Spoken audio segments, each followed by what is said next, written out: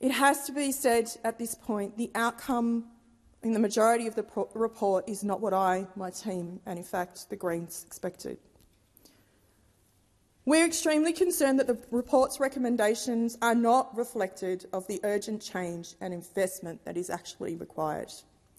Problems have in fact been identified, but the recommendations don't contain many solutions. Where solutions are presented, they are presented far too broadly and are open to interpretation, and they are in fact not connected to any outcomes. There are no performance indicators to make sure that progress can actually be measured. And speaking of measurement, the glaring omission is the targets for improving data gathering, even though this Labor government had a budget allocation to do this. There is no direction provided in a recommendation to address this. We simply don't know how many First Nations women and children have been murdered or continue to be missing because we don't capture any of that necessary data.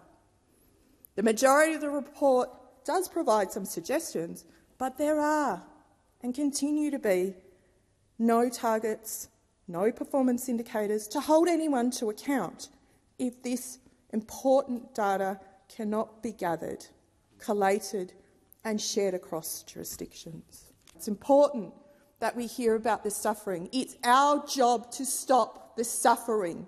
It won't happen until we get to frontline government services to care.